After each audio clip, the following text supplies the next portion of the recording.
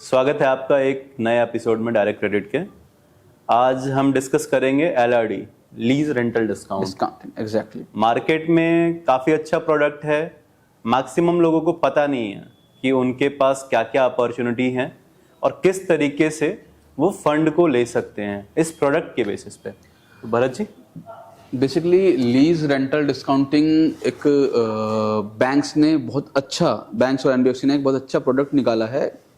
पहले क्या होता था कि केवल इनकम वो देखते थे जो इंडिविजुअल कमा रहा है, उसकी प्रॉपर्टी कमा रही है कि उसको यूजुअली इनकम के कैलकुलेशन में काउंट नहीं करते थे बैंक्स। बट अभी जो है, जैसे मान लीजिए मैं एग्जांपल के साथ बताता हूँ आपको।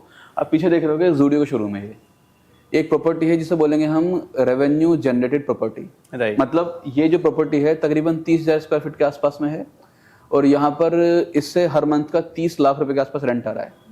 मतलब डिपेंड करता है लोकेशन क्या है, एरिया कितना है। एग्जैक्टली, ये लोकेशन पे डिपेंड करता है कि कितना रेंट आ रहा है। पर एग्रीमेंट आपने किस कंपनी के साथ क्या किया है, आपका क्या प्रोडक्ट है नहीं है, उसके बेसिस पे भी चीजें। बिल्कुल ये डिपेंड भी करता है कि किस कंपनी के साथ आपके एग्रीमेंट से जो एक्सेप्टेंस है, LOA वो है, जो लेटर ऑफ एक्सेप्टेंस है आपका, किस कंपनी के साथ डील हुआ है। मान लीजिए मैं इसी एग्जांपल लेके चलता हूँ कि ज़ूडियो जो है, क्योंकि ज़ूडियो एक स्टार्टअप है बट टाटा कंपनी के साथ जुड़ा हुआ है। राइट। तो एक ट्रस्ट इसका बहुत अच्छा बना हुआ है इसमें।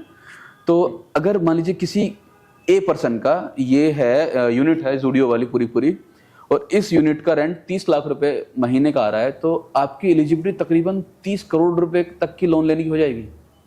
आपको पता है कि LRD पर एक अच्छा बहुत क्या चीज़ है कि मान लीजिए आप सैलरीड पर्सन है, 1 लाख सैलरी आ रही है आपकी, 2 लाख सैलरी, 5 लाख सैलरी आ रही है, तो फॉरवर्ड लगता है 50%, 60%, मैक्सिमम 70%।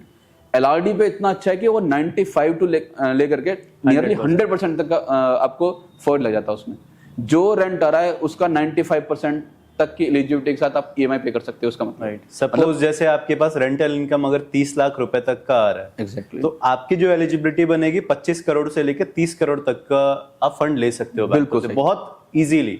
बस बैंक ये देखेगी आपका एग्रीमेंट की जो टेन्योरिटी है वो कितने साल तक की है, आपके पास कितने टाइम तक जिस भी पार्टी को आप अपना प्रॉपर्टी रेंट पे दे रहे हो, कब तक वो आपको रीपे करेगा। एग्जैक्टली, उसके बेसिस पे आपको इस पे फंड मिलता है। एग्जैक्टली। रेट ऑफ इंटरेस्ट भी कुछ खास ज्यादा नहीं है इसका। आप मान लीजिए लैब से भी कम ही इंटरेस्ट रेट पड़ता है। इसका रीजन बहुत बड़ा मैं बता दूं आपको क्या है कि एस्क्रोज अकाउंट के बारे में अगर आपने सुना हो कि बेसिकली क्या होता है कि जो लेंडर बैंक होता है वो अपने यहाँ पे एक अकाउंट खोल लेता है। जब रेंट अब आना है वो रेंट डायरेक्टली उस अकाउंट में जाएगा। राइट। वो ना कि ए जो टेनेंट जो ओनर थे, ओनर के अकाउंट में डायरेक्ट रेंट नहीं जाएगा। अब रेंट जाएगा पहले बैंक के अकाउंट में, जहां से वो EMI डिडक्ट करेगा पहले। उसके बाद बचे हुए रेंट को जो बताया 95% अगर रखते हैं, तो मान लीजिए 30 लाख रेंट है तो तकरीबन 29 लाख 28 लाख 28.5 लाख के आसपास काट करके जो बचा हुआ 1.5 लाख रुपए वो आपके अकाउंट में ट्रांसफर कर देगा दूसरे में। तो एस्क्रोज अकाउंट के थ्रू होने की वजह से उसको श्योरिटी होती है कि इस पैसे को कोई अदर यूज नहीं करेगा, वो डायरेक्टली रेंटल का जो EMI है वो बैंक में सीधी आएगी। इसीलिए वो 95 टू 100% की एलिजिबिलिटी बनाते हैं। बिल्कुल। और तो हमारे पास तो मल्टीपल ऑप्शंस है, मल्टीपल बैंक्स हैं जो इस प्रोडक्ट को ऑफर करती है। रिसेंटली अभी हमने आपको पता है सेक्टर 62 वाली प्रॉपर्टी पे हमने 70 करोड़ रुपए की एक LRD दी है। एक क्लाइंट है हमारे, नाम तो लूंगा नहीं मैं भी, प्राइवेसी मैटर्स। बट अभी हमने 70 करोड़ रुपए को उनको फंडिंग कराई है LRD बेसिस पर ही। तो उनकी रेवेन्यू जनरेटेड प्रॉपर्टी थी बट उनको पता ही नहीं था कि उनकी प्रॉपर्टी पे इतना बड़ा फंड हो जाएगा। वो डेवलपर भी हैं और उनके क्योंकि डेवलपर होने के नाते उन्होंने यहाँ पे प्रॉपर्टी उनके पास ही थी। वो 70 करोड़ कराए मैंने ना उनको, तो वो इतने खुश थे उस दिन कि यार मुझे पता ही नहीं था कि मेरी प्रॉपर्टी पड़ी हुई है, मैं इतना बड़ा फंड ले सकता हूँ इस प्रॉपर्टी से। बिल्कुल। तो ये प्रॉपर्टी हो सकता है आपके पास ही पड़ी हुई हो, आपके पास बहुत सारे रेंटल ऐसी स्पेसेस पड़े हो जहाँ पर कोई अच्छा बैंक हो या फिर कोई अच्छा शोरूम हो या फिर कोई अच्छे ऐसे शोरूम चैन हो।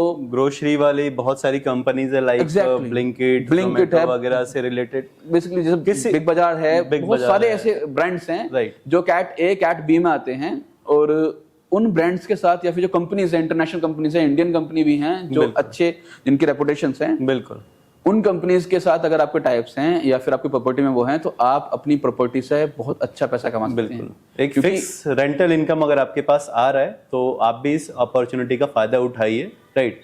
पैसा लीजिए बैंक से, इन्वेस्ट कीजिए और पैसे से पैसा बनाइए। एग्जैक्टली, मैं सदा ये बोलता हूँ कि बैंक का पैसा सबसे सस्ता पैसा होता है।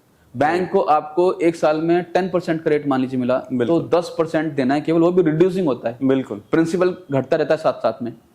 आप ये देखिए कि आप अगर एक अच्छे इन्वेस्टर हैं, अगर अच्छे एक ऐसे मतलब फाइनेंशियल आपको अवेयरनेस है, तो आप बैंक से लिए पैसे से आप 10 रुपए से 1 साल के अंदर 20 बना सकते हैं, बिल्कुल। अच्छे से अगर इन्वेस्ट करेंगे तो। बिल्कुल। तो इसीलिए सभी से इसीलिए डेट, अगर आपने देखा होगा कि इंडिया में डेट लेवल ही बढ़ा है, 23% राइज हुआ है कंज्यूमर लोन्स में भी, राइट।